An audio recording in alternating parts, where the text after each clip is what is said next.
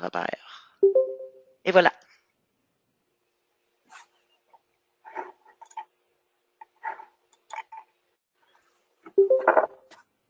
Bon, parfait. Donc, c'est à toi, Robert. Merci. Merci beaucoup, Tracy. Alors, bonjour tout le monde. Bon, je me présente, comme Tracy l'a dit, Robert Dorval, consultant avec Forgestic depuis 4 ans et demi. Je vais vous montrer un outil qui est là de base dans votre SAP depuis longtemps et probablement qu'il y a plusieurs personnes d'entre vous qui le voient mais qui ne l'utilisent pas dans le quotidien. Un petit outil qui est très pratique là, pour aider à prendre des décisions au niveau soit de la production ou de l'approvisionnement. Alors, ce que je vais vous montrer ce matin, là, ça va être essentiellement relié à ce module-là. En anglais, on l'appelle MRP, ou Material Resources Planning. En français, c'est tout simplement la planification. Je vais vous montrer les petits concepts derrière ça. On va faire des exemples. On va passer à travers le processus, voir comment les composantes qui sont nécessaires pour réaliser ça. Et ça va être fait avec une démonstration où je vais vous montrer les configurations de base qui sont requises. On va faire un petit exercice de prévision de vente. On va lancer l'assistant de planification et puis ensuite, on va jouer avec les recommandations pour faire les achats ou la production ou autres éléments qui pourraient être tenus en compte. Alors, à quoi sert le MRP? Ben, c'est vraiment un outil qui vous permet d'avoir une gestion plus efficace de votre inventaire. Ça vous permet d'une certaine façon, là, suite aux prévisions des SAP, de maintenir vos stocks un petit peu plus bas qu'à l'habituel, donc d'être plus efficace et d'ajouter une valeur par rapport au stock. SAP, selon les définitions que vous allez faire, va toujours être capable de vous recommander à temps de faire des achats ou de lancer une production pour un produit tel quel. Qu'est-ce qu'il fait, le MRP? Ben, tout simplement, c'est qu'il va chercher les données, il va comparer la demande actuelle et future de vos produits, soit les achats qui ont déjà été faits, soit les commandes qui sont faites par des clients. Et il va comparer ça aux quantités disponibles, au niveau de stock que vous avez demandé, que vous voulez conserver dans votre système, et va faire les recommandations. Donc, génère tous les documents requis à la fin pour l'approvisionnement, soit à l'achat ou soit lancer un ordre de production ou encore même une demande de transfert en magasin. Si vous avez plusieurs magasins, on pourrait dire, OK, ben, tel stock va être transféré d'un endroit à l'autre. Alors, ce qu'il va faire, le MRP, essentiellement, il va regarder toutes vos données dans votre système. Il va regarder à la base vos stocks, il va regarder les commandes clients, vous avez des commandes fournisseurs, vous avez d'autres prévisions de vente, etc. Et tout ça, vous, présentement, si vous n'utilisez pas les MRP, bien, vous devez aller fouiller dans le système, regarder manuellement est-ce que j'ai assez de stock pour ci, est-ce que j'ai assez de stock pour ça, et générer manuellement vos commandes d'achat. Avec le MRP, quand vous le roulez, lui, il va automatiquement détecter les endroits où il pourrait y avoir une amélioration. Comme dans cet exemple ici, j'ai du stock, mais j'ai une commande client à une certaine journée, ben, il va me manquer au moins 20 unités pour compléter ma commande. Alors, le MRP va dire, ben, il faudrait faire un achat une commande fournisseur de 20 unités, etc. Il va répartir ça dans le temps selon les données requises. Alors, vraiment, pour réussir à utiliser le processus MRP, ben, la première chose qu'on va devoir faire, c'est définir les données de planification. Il y a certains articles peut-être chez vous que vous ne voulez pas utiliser par l'MRP, certains oui. Il y a des façons de dire au système, ben ça, je veux le générer par MRP, ça, je ne le veux pas. On va définir les données de planification. Ensuite, on va rouler notre assistant, on va regarder les recommandations qui vont générer les documents qu'on a besoin pour générer notre inventaire. Alors, l'MRP compare plusieurs sources, il va regarder plusieurs sources disponibles. Vous avez le choix de les inclure ou non dans vos scénarios de réapprovisionnement. Alors, on va regarder surtout le stock existant, ça c'est essentiel. Et en plus, ben, ça va être selon les niveaux d'inventaire minimum qu'on va avoir définis. Au niveau de l'approvisionnement tel quel, si vous avez déjà des commandes d'achat, ils vont en tenir compte. Si vous avez déjà des ordres de production dans le système, ils vont en tenir compte. Si vous avez des contrats cadres, ou en anglais on dit des blanket agreements, selon des cédules de livraison définies, le MRP est capable d'en tenir compte. Ou s'il y a déjà des demandes des transferts qui sont dans le système, le MRP va être capable d'en tenir compte. Au niveau des demandes, c'est-à-dire au niveau de ce que les clients ont déjà commandé, ben naturellement, on a les commandes clients. Ça peut aller jusqu'à vous pouvez inclure des appels d'offres. Mes soumissions. Vous avez fait un appel d'offres au client, vous savez que vous allez avoir la commande.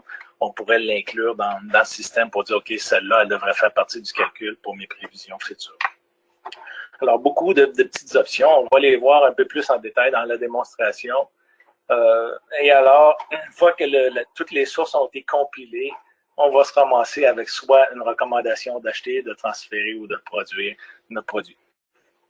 On va passer tout de suite à la portion démo. C'est ce que vous êtes venu voir.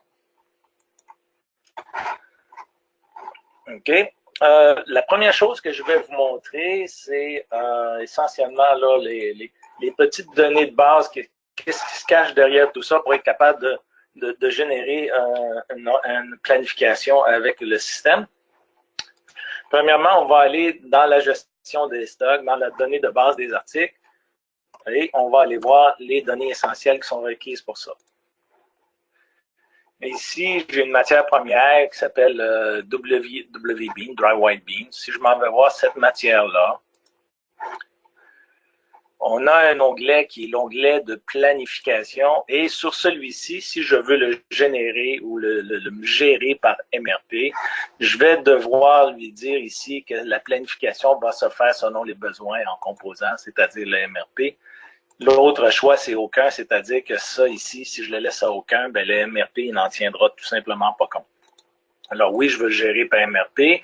Ensuite, on va aller dire au système, ben normalement, moi, quand je veux avoir pour me réapprovisionner dans ce produit-là, ben je vais devoir lui dire, est-ce que je l'achète ou je le fabrique?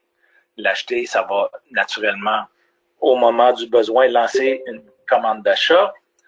Autrement, si la méthode d'approvisionnement est par production, ben par défaut, on va avoir une commande, une recommandation pour fabriquer cet article-là à l'interne.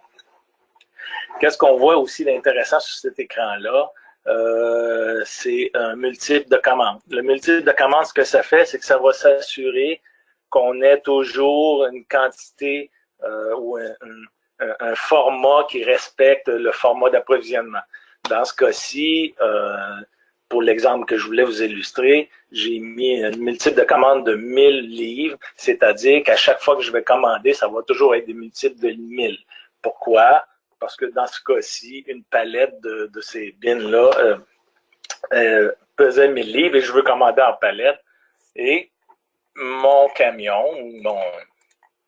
mon transporteur peut transporter jusqu'à 27 palettes à la fois. Je trouve ça pratique de remplir le camion. Alors, je vais lui dire, à chaque fois que je commande, ben, tu vas me commander un camion complet, soit 27 000 livres, 27 palettes. Alors, j'ai fait ces données de base-là ici. On aurait pu mettre ici un délai d'approvisionnement, c'est-à-dire que le système va calculer automatiquement, il va se prendre une marge d'erreur entre le moment où je passe la commande et le moment où je vais recevoir mon matériel. Dans ce cas-ci, j'en ai pas mis, mais on pourra toujours en mettre un plus tard. Alors, c'est probablement les trois plus importants ici qu'on voit. Au niveau des stocks, c'est sûr, on pourrait toujours définir dans la partie recommandation minimum, maximum, ici c'est par entrepôt. Je pourrais définir aussi que je devrais jamais descendre, par exemple, en bas de 2000 livres pour mon stock, pour cette commandation, parce que je ne voudrais pas réduire à zéro. C'est un choix qui est personnel à chacun d'entre vous, mais il n'y a pas de valeur obligatoire qu'on peut mettre ici. Alors, les stocks maximum, pardon. Et ensuite, on va se retrouver au niveau des achats. Ben, c'est sûr que si je veux que le système me fasse une recommandation automatiquement, ben, ça serait peut-être le fun de lui dire où je l'achète habituellement. Fait que déjà en partant, le système va savoir, fait qu'on peut mettre ici dans le fournisseur standard, on va mettre un fournisseur par défaut qui va être la personne ou la compagnie chez qui je m'approvisionne habituellement.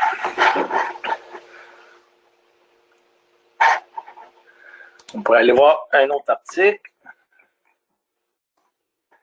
juste pour vous montrer la différence. Ici, cet article-là, le Milté standard, il n'y a pas de fournisseur. Pourquoi? Parce que c'est tout simplement un article, lui, il va être fabriqué. C'est vraiment un article qui est fabriqué au sein de l'entreprise, qui a son propre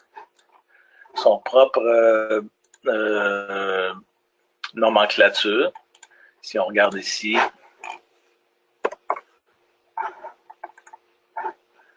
je ne me souviens pas si c'est le premier, mais c'est un peu le même genre. Fait que les deux produits sont reliés entre eux. Dans les deux que je vous ai montrés, le premier qui est le produit fabriqué et le deuxième qui va être la composante du produit. C'est important. Pourquoi? Parce que l'MRP est capable, en fonction des produits vendus qui sont fabriqués, est capable d'aller chercher tous les produits qui sont dans la nomenclature. Et s'il considère qu'il pourrait y avoir des matières premières requises à la fabrication qui sont manquantes, ils vont faire partie des recommandations et le système va aussi vous dire, ben, j'ai pas juste besoin d'un ordre de production, mais j'ai besoin en même temps d'un ordre de production de me réapprovisionner en white bean parce que j'en aurais pas assez pour finir cette production-là. Voilà pour les données de base. Une fois que vous avez vos données de base, ben, tout ce qu'il nous reste à faire, ben, c'est de rouler les différentes fonctions de votre module de planification. C'est divisé en 3 fonctions. Il y a le module de prévision, le module d'assistant de planification, c'est lui qui va vraiment faire vos calculs. Et ensuite, vous avez vos recommandations à la fin qui vont être disponibles pour faire mes achats au moment requis. Une petite visite rapide au niveau des prévisions. Je peux générer ou je peux voir ici j'en ai déjà qui sont prévus, générés. Celle-ci était pour une période de l'année dernière. Je pourrais toujours, le système va me permettre, moi, de générer de nouvelles prévisions. Admettons que je voudrais commencer aujourd'hui à générer de nouvelles prévisions. Soit ces prévisions-là, si je crée un nouveau, on va l'appeler BIM 2018,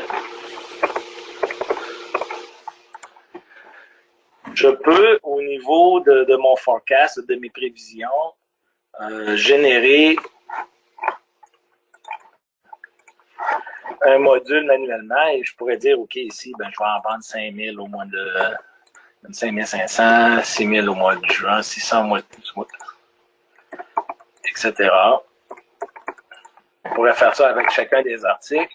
Je peux aussi, au niveau des prévisions, je ne suis pas content de mes chiffres, les augmenter automatiquement à certaines valeurs ici pour la période sélectionnée.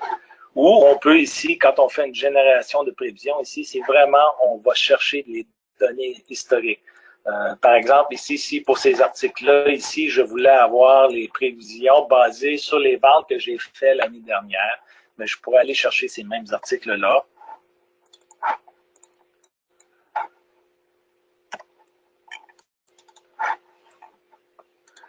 Et je vais lui dire, OK, ben, tu vas me donner selon les prévisions que j'ai, à partir de la même période l'année dernière, ben, donne-moi ce que j'ai acheté l'année dernière. Et il va me sortir un pattern des ventes que j'ai fait l'année dernière et qui vont me servir pour mes prévisions de cette année.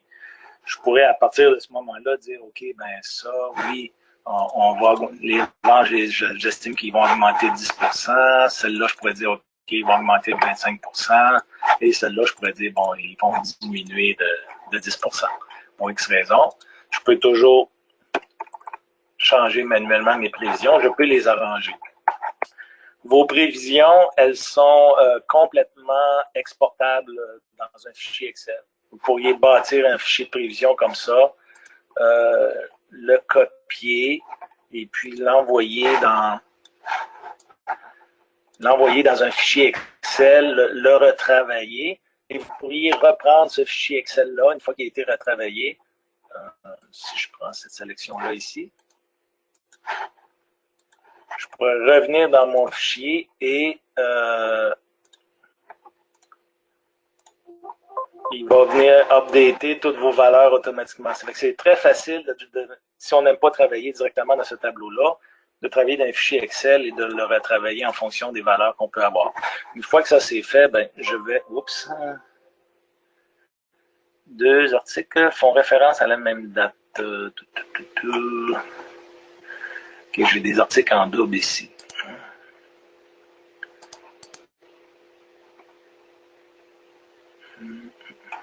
Supprimer ligne.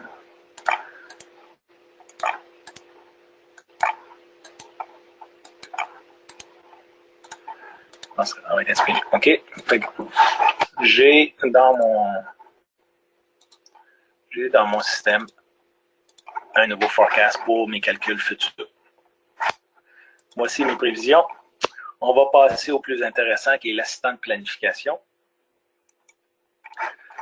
L'assistant de planification en soi, c'est en anglais on dit un wizard, c'est vraiment un système qui passe tableau par tableau et qui va vous dire, OK, qui va vous suggérer les étapes à réaliser.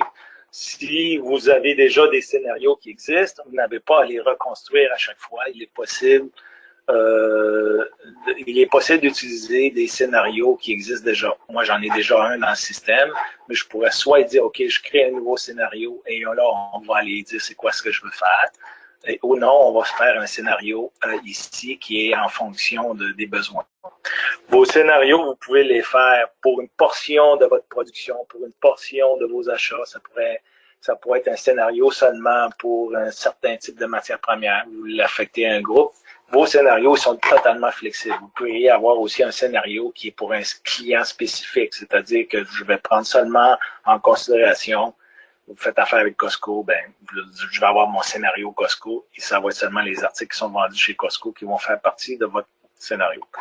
Dans ce cas-ci, moi, c'est un scénario qui concerne nos fameuses BIM. On va définir, bon, quelle est la période de planification. Ici, je l'ai mis jusqu'au mois de juillet. En fait, la date de lancement devrait être plus d'aujourd'hui. Jusqu'au mois de juillet, et je l'ai mis en semaine. On pourrait définir, je pourrais décider de voir ma planification soit à la journée, soit à la semaine ou au mois. J'ai décidé pour cette fin de démonstration de vous faire à la semaine. Il y a plusieurs façons de voir ce qui va être affiché. Soit on y va selon les séquences d'assemblage de production ou juste par ordre alphabétique d'articles ou par groupe d'articles, etc. On va le laisser comme ça ici pour l'instant. Un tableau qui va vous permettre, ça c'est quand vous avez des scénarios spécifiques pour certains articles, vous avez un tableau qui va dire, OK, ben montre-moi les trucs juste qui sont reliés à un certain groupe de produits. Dans ce cas-ci, moi, c'est tous des trucs qui étaient reliés à la fabrication ou à l'achat de matériel pour fabriquer des fèves. Ou on pourrait choisir d'avoir tous les articles qui sont contenus dans votre inventaire. On va travailler en fonction il est possible de travailler en fonction des entrepôts. C'est-à-dire ici, je pourrais dire, OK, ben, je vais faire mon scénario seulement pour mon magasin à Montréal. Je vais oublier le magasin de Toronto ou des trucs comme ça. C'est possible aussi de travailler, quand vous avez plusieurs magasins, de travailler un magasin spécifique. Cette page-là, c'est peut-être la plus importante dans celle qui vous permet, dans les options, c'est-à-dire, d'un côté, c'est là qu'on va décider, OK, tout ce qui est la demande, tout ce qui est requis, est-ce que je vais inclure les commandes des clients? Ben, oui, habituellement, on inclut les commandes des clients. Est-ce que je vais inclure les ordres de production en cours? Ça serait une bonne chose si j'en ai à faire.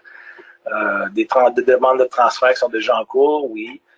Des commandes d'achat. Si je voulais inclure des appels d'offres, on pourrait le faire. Ou si moi, j'avais fait une soumission à un client, je pourrais l'inclure ici. Le niveau de stock, j'en ai pas parlé beaucoup, mais on peut définir plusieurs types de niveaux de stock. Il y a 3 valeurs qui sont personnalisables pour chacun des articles dans votre fiche d'article.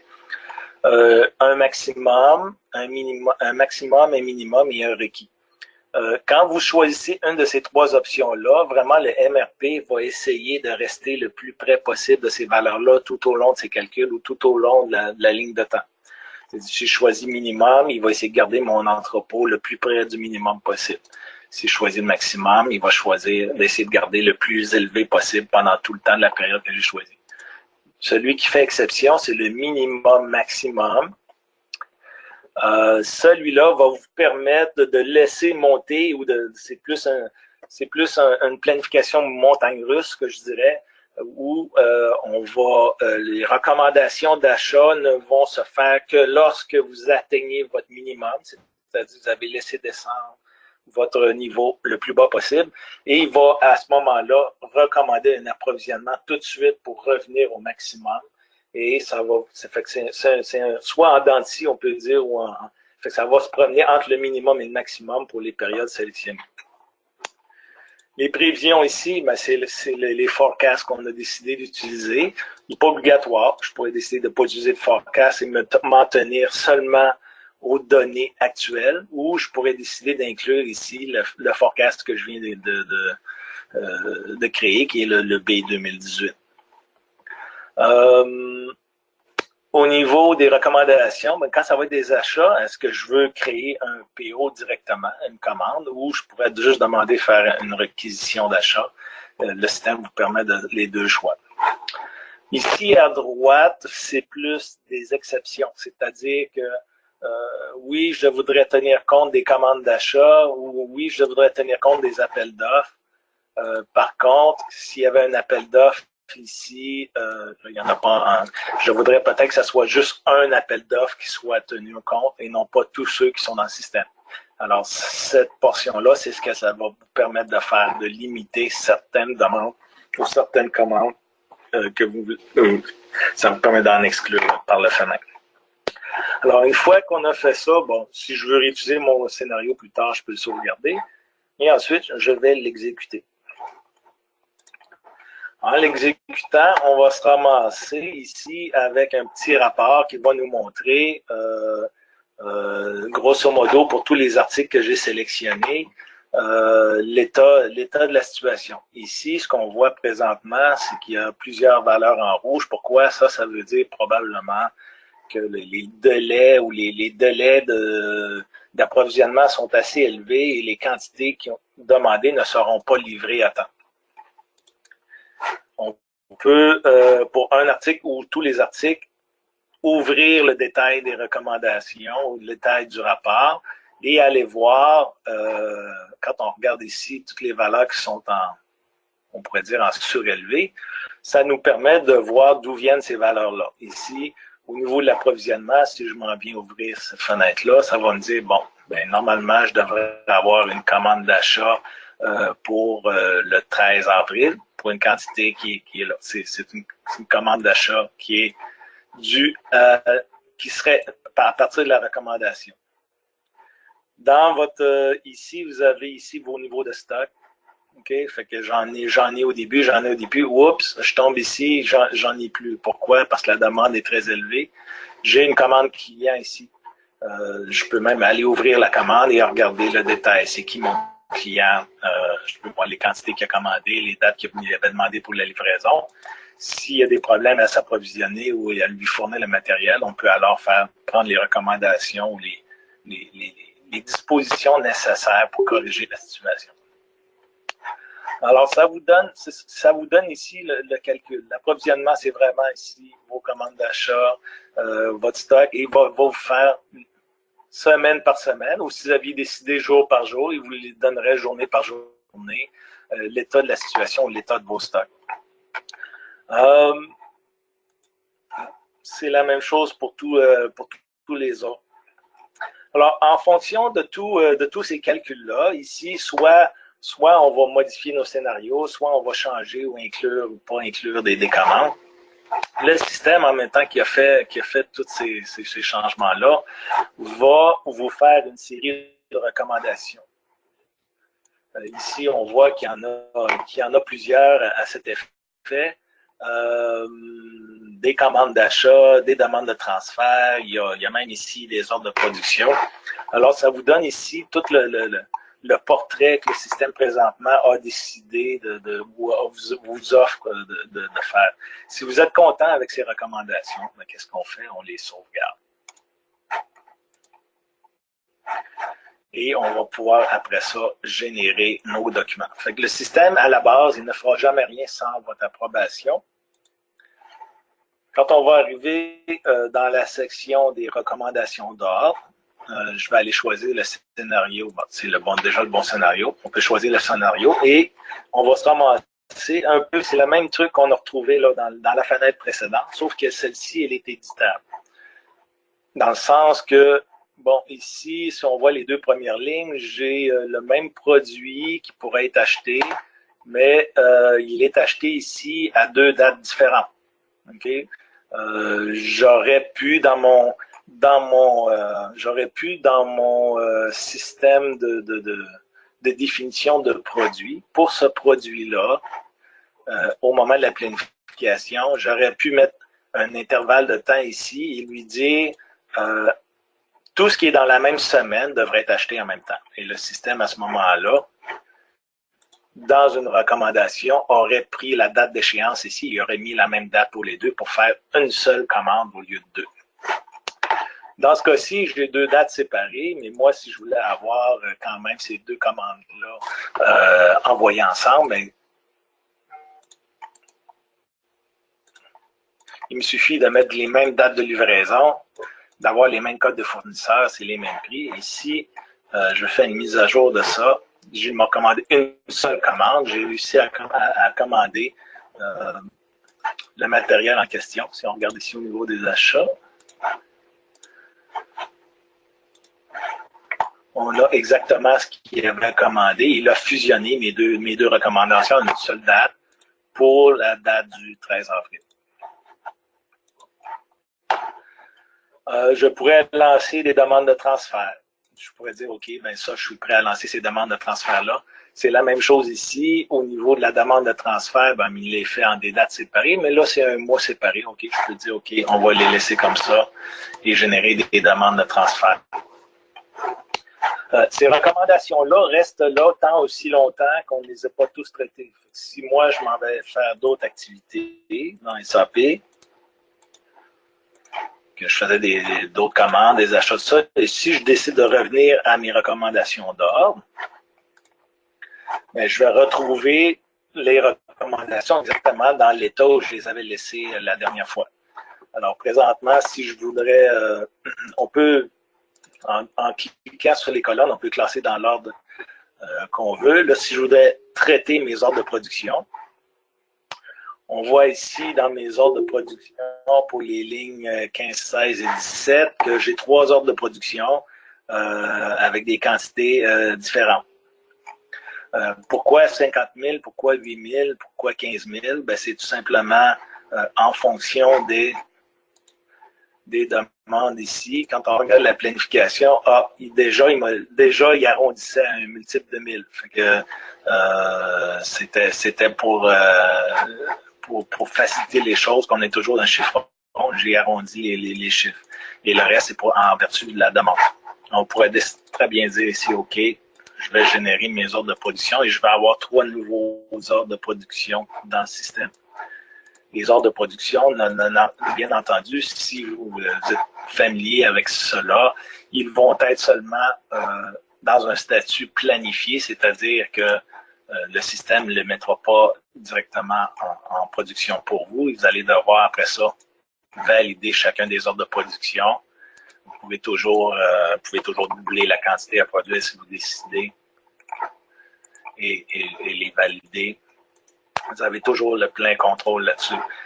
C'est la même chose au niveau des commandes d'achat. Ici, le système, pour le WBIN ici, les quantités à commander, 25 000 livres. Voyez-vous, c'était mon quantité minimum. Il m'a commandé 3 camions à 3 dates différentes. Mais les deux ici sont de la même journée. Cette journée-là, je vais avoir 2 camions. Mais moi, ce que ça ne fait pas mon affaire d'aller chercher ce fournisseur-là, il me dit qu'il n'est pas capable de les livrer à temps, je peux aller dans le système et dire, OK, bon, on va aller chercher ça chez un autre fournisseur.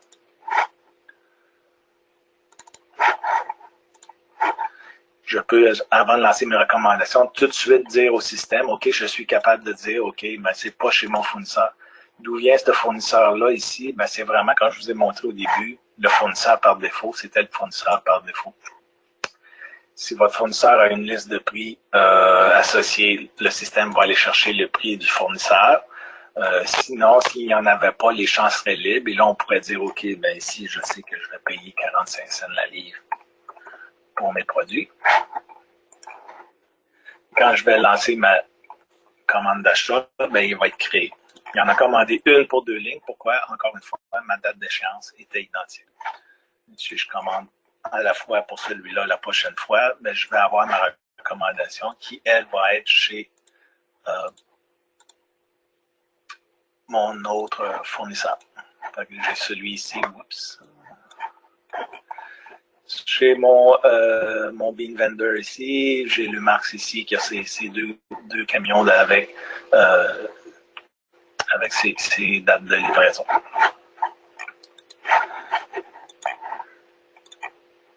C'est bon pour ça. Le système, si vous n'avez pas prévu quand vous faites votre assistant de planification, si vous lancez votre assistant, il est possible pour certains articles ou des articles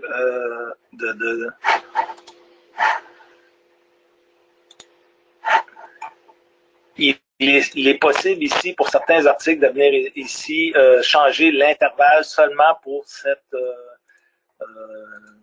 recommandation-là ou pour ce calcul-là. Ici, je pourrais dire, OK, ben, normalement, je n'ai pas prévu de délai d'approvisionnement, mais ici, je pourrais dire, OK, ben, pour mon calcul, on va se rajouter un 7 jours ici et le système va le faire. Il va être capable de tenir compte de vos nouvelles recommandations. Alors déjà, ici, on a roulé exactement le même résultat, le même rapport d'MRP et on voit que nos problèmes ont été sensiblement diminués. Pourquoi? Ben parce que j'ai fait un paquet d'ordres de production et un paquet d'achats pour recevoir mon matériel. Alors, ce que je n'ai pas réglé encore, c'est des trucs ici. Alors, je vais devoir retourner dans mes ordres de production. Soit je le génère manuellement, etc. Alors, c'est un bel outil. J'en ai fait vraiment une présentation générale. Souvent, ce qu'on fait, c'est quand vous avez besoin vous voulez embarquer dans l'utilisation de cet outil-là, ce qu'on fait, c'est qu'on va s'asseoir avec vous, on va vous faire les recommandations sur la façon de l'utiliser, vous former en détail. Et puis, vous allez être capable d'utiliser ce produit-là qui fonctionne très bien dans la majorité des cas, une fois qu'on a fait les personnalisations ou je dirais les configurations nécessaires. Je ne sais pas, Tracy, combien de temps tu me laissais pour faire cette présentation-là. Normalement, Robert, c'est à peu près une demi-heure, mais il y a peut-être des gens qui ont des questions. Est-ce que quelqu'un a des questions? Normalement, Robert, on prend une demi-heure, mais regarde, allez-y, là, si vous avez des questions, on est là pour ça, là. Oui, moi, j'aurais une question, Tracy. OK, vas-y, Justin. En fait, comment ça fonctionne, le MRP? Je ne sais pas si c'est possible de le montrer quand on a des blanket orders avec des fournisseurs pour des achats. Oui. Tu peux aller y montrer, Robert, mais moi, j'ai un enregistrement d'une démo complète qu'on a fait sur Blanket Agreement, si jamais tu le veux. Puis 9.3 a des mises à jour là-dessus qu'on va commencer à voir dans nos prochaines séances. Mais vas-y, Robert, par contre, ça serait intéressant de voir. En fait, ce qu'il faut, quand vous avez des blanket agreements, ce que vous devez faire, c'est pour chaque article, définir quels seront les délais ou la cédule de livraison. À ce moment-là, quand vous avez défini les cédules de livraison par chacun des articles, vous allez dire, OK, ben oui, cette personne-là a décidé d'en acheter 100 000 durant l'année, ben, je vais définir que les livraisons, normalement, devraient être de 8000 articles par mois. Le système, à ce moment-là, va aller chercher les délais prévus de livraison et va les inclure dans votre calcul.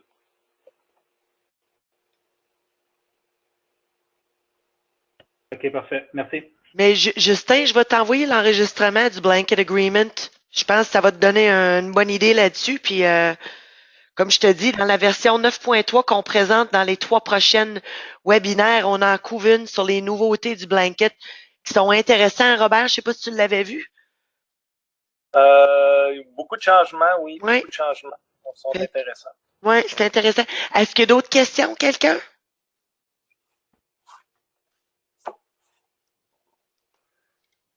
Semble pas. Donc, si quelqu'un veut l'enregistrement de la présentation à Robert, envoyez-moi un petit courriel. Je le télécharge puis je vous le partagerai si vous voulez le garder dans votre bibliothèque. S'il n'y a pas d'autres questions, je vous rappelle que vous pouvez nous rejoindre au support@forgestic.com. Cynthia est en vacances, mais Florie est là. Donc, puis moi-même, si vous avez besoin de quelque chose, gênez-vous pas. Et notre prochaine séance va être le 20 avril. On commence la série 9.3 pour vous montrer la nouvelle version. Fait que merci beaucoup, Robert. Merci tout le monde. Bonne journée et bon week-end. Bonne journée. Allez, bye.